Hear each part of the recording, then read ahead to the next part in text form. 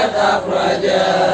نتائج الفكر لأرباب الحجاب وحتى عنه من سماع العقل كل حجاب من سحاب الجهل حتى بدت لهم شموس المعرفة رأوا مقدراتها منكشفة نحمده جل على الإنعام بنعمة الإيمان والإسلام من خصنا بخير من قد أرسل وخير من هذا مقامات الأولى محمد سيد كل المصطفى العربي الحشيم المصطفى صلى عليه له مدام الهداية يقود من بار المعاني الوجاجة وآله وصحبه ذوي الهدى من شبه بأنجم في الاهتداء وبعد فالمنطق للجنان إثباته كالنحو للسان فيعصم الأفكار عن غير الخطأ وعن دقيق الفم يكشف الغطاء فهاك من أصوله قواعدا تجمع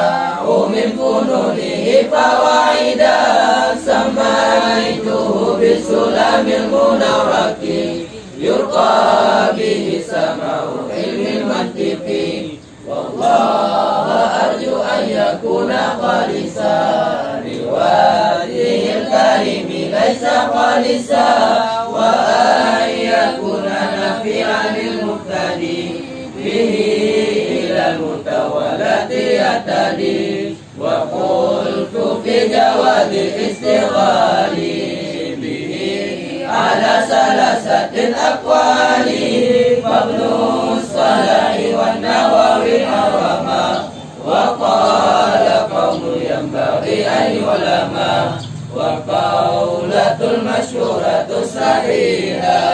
جوازه لكامل الكريهة ممارس السنة والكتاب ليهتدي به إلى الصواب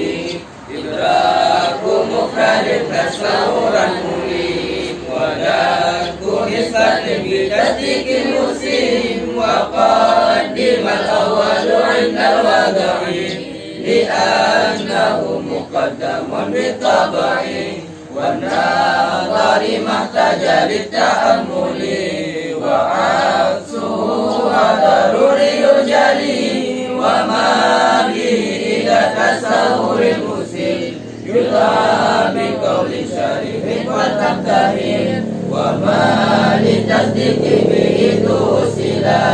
بحجة يعرف عند العقلاء دلالة اللفظ على ما وافق يدعونها دلالة المطابقة وجزئه تضمنا وما لزم فهو التزام بأكل التزيم مستعمل الألفاظ حيث يوجد إما